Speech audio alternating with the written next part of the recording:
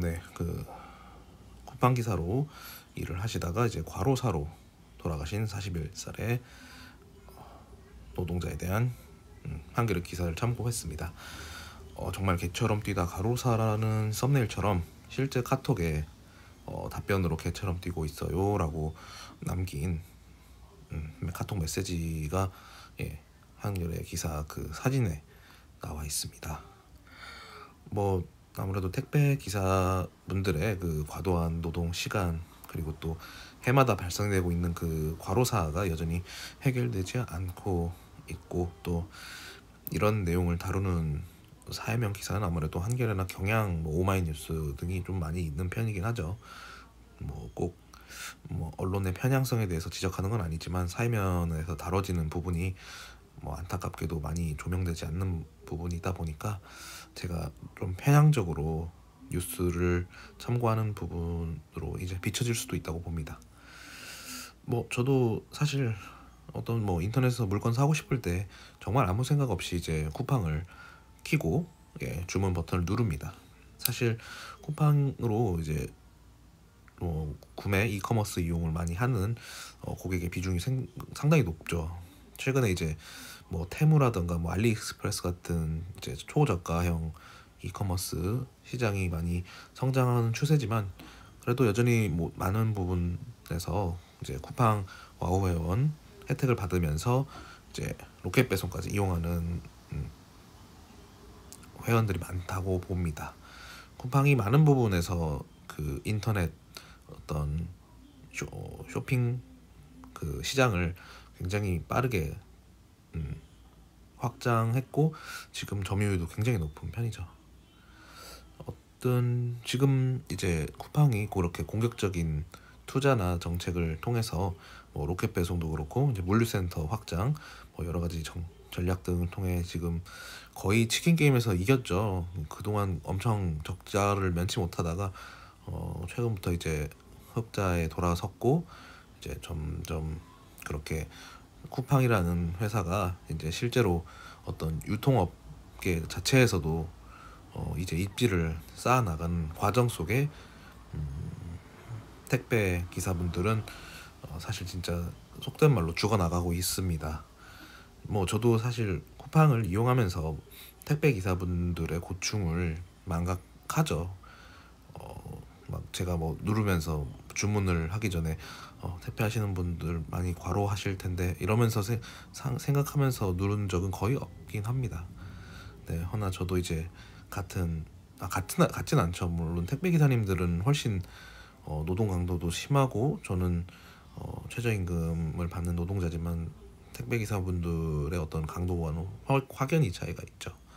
그래서 이제 그래도 쿠팡 하면 또 대표적인 게 물류 아르바이트나 연관될 수도 있겠지만 택배 상하차, 택배 기사 등 이런 그 업종들에 대한 그 심각성은 항상 해마다 기사화되는 부분이 상당합니다. 저도 항상 그런 걸 보기도 하고, 많은 커뮤니티에서도 워낙 택배 관련 그 물류 관련 일에 대해서는 악명이 자자하기 때문에, 이제 물론 쿠팡 물류 센터는 그래도 다른 택배 상하차보다는 좀 더 다르다, 괜찮은 편도 있다, 이런 것도 있고, 이제 택배를 전문적으로 하는 이제 기사님 이외에 이제 약간 취미적으로, 그러니까 차량이 있거나 혹은 자신이 어떻게 보면 이제 직접 왔다 갔다 할 수 있을 정도의 거리에서 이제 짐을 싣고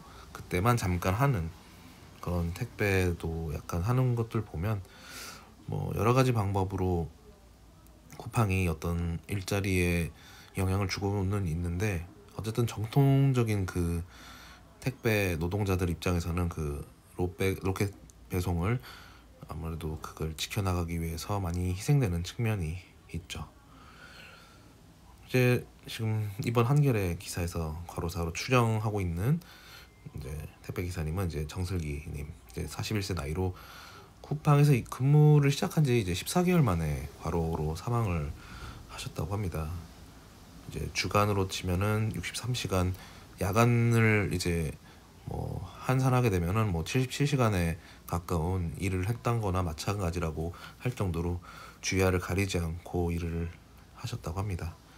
이제 돌아가시기 직전까지 이제 그 물량은 점점 늘어났고, 앞서 말한 대로 카톡에서 약간 독촉에 가까운 이제 피드백이 오니까 개처럼 뛰고 있다는 말을 했는데, 계속해서 이제 늘어나는 그 노동 강도에 대해서 어느 정도 이제 항변을 한 대답이었는데, 어떻게 보면 좀 안타까운 말씀이셨죠.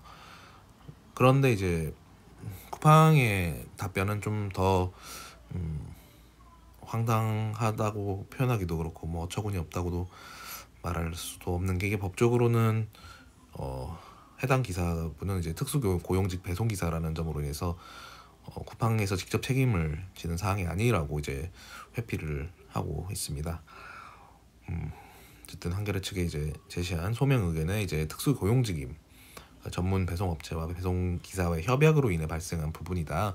그래서 그 배송 기사님께서 겪었던 어떤 노동 강도, 물량을 떠안은 그 상황에 대해서는 자신들에게 직접적인 책임이 없다라는 소명을 남긴 거죠. 그래서 결국 그들조차도 이제 위험을 외주화하고 있음을 느끼는 부분입니다. 네. 안타깝게도 이런 사건들이 계속 일어나는 중이죠. 이제 최근에 이제 공장 화재로 인해서 돌아가신 이제 외국인 노동자분들도 그렇고, 다 주요 이제 책임을 져야 할 업체에서는 하청을 넘어서 아예 연관성이 거의 없을 정도로 이제 고용관계가, 직접적인 고용관계가 아예 확인되지 않을 정도로까지 멀어진 상태의 이제 그런 고용관계를 통해서 어떤 위험이 발생해도 그 부분조차 이제 떠넘길 수 있게끔, 또 외주업체 입장에서는 폐업하고 다시 만들면 그만이기 때문에 결국 책임지는 사람은 없어지게 되겠고, 남는 건 이제 그 떠나가신 분에 대한 상처를 오롯이 안고 살아가야 되는 가족분들이 아닌가 싶습니다. 한 사람의 목숨값이나 뭐 17명의 목숨값이나 다 같은 위험의 외주화의 대가였습니다. 그래서 아웃소싱을 통해서 인건비, 비용도 절감하고, 그에 따른 또 위험들, 문제가 발생했을 때 리스크도 외주화를 해내셨습니다. 이렇게 참 안타까운 일들이 계속 발생한 점에 대해서 어떤 생각으로 지내야 되는지 조금 의문이 들어요. 그냥 못 보고 지나쳐야 되는 건지, 아니면 이렇게 라디오로 녹음을 하는 것도 실례일지, 그런 생각이 듭니다. 이때만 반짝하고, 저도 어떻게 보면은 제 생각을 통해서 나 혼자 착한 척하고 있는 건 아닌가. 네, 꼭 변명을 하자면 저도 그렇게 좋은 환경에서 일하는 노동자도 아니었고, 항상 최저임금에, 또 해외에서도 이제 외국인 노동자로서 살아왔던 경험이 있기 때문에 뭐 윤택하다고 볼 수는 없는데, 저는 이 기사들을 보면서 제가 굉장히 그나마 엄청 안전지대에서만 살아왔다라는 생각이 들어요. 그러니까 일하면서 그렇게까지 극한으로 제 상황이 막 몰려왔던 적은 그렇게 많지 않았던 것 같은데, 그 부분이 저한테 문제가 있었던 건지, 지금처럼 엄청난 노동 강도 때문에 삶을 마감하는 사례는, 그리고 또 화재로 인해서 제대로 된 안전 교육을 받지 못한 상황에서 벌어지는 상황 때문에 그렇게 삶의 끝을 마주하게 되는 경우는 굉장히 드문 케이스이기 때문에, 물론 이게 기사화되고 이제 다뤄지는 부분인데, 많이 좀 기사화되고, 한순간에 그냥 단순 연례 행사처럼 일어나는 사고에 대해서 기사화만 돼서 끝나는 게 아니고, 최소한의 시민단체에서의 목소리라든가 입법화가 좀 잘 추진됐으면 하는 바람이 좀 있는데, 참 지금 같은 대립각 사이에서는 누가 이제 권력을 잡느냐, 무슨 약간 무슨 왕자의 게임 같은 느낌밖에 들지 않더라고요. 이렇게 정치면을 보나 스포츠면을 보나 그냥 누가 승리할까에 대한 스포츠 토토를 보는 느낌이라서, 저는 제발 누가 되든지 간에 이런 사고를 막을 수 있는 입법 제도가 조금 많이 국회를 통해서도, 혹은 대통령도 이제 입법을 제한할 수가 있기 때문에, 그런 제도가 올바르게 진행되는 부분이 있었으면 좋겠어요. 어떻게 보면은 대한민국의 헌법이나 이런 입법 제도가 굉장히 선진적인데, 사실 플랫폼 자체가 나쁘진 않다고 평가들을 하더라고요. 근데 이런 것들을 슬기롭게 활용하는 것이 아니고, 어떤 원래 공적인 이득을 사적 이익으로 사용하면은 결국 아무리 좋은 과실도 빛 좋은 개살구가 되니까, 좀 많이 제도가 개선되길 기원할 바람입니다. 제가 무슨 힘은 방구석 라디오 운영자인데요. 뭐 아무튼 예, 제가 이런 류의 기사를 편식하고 있고요. 또 좋은 내용 있으면, 알릴 수 있을 만한 내용 되면 제가 찾아서 이야기해 보도록 하겠습니다.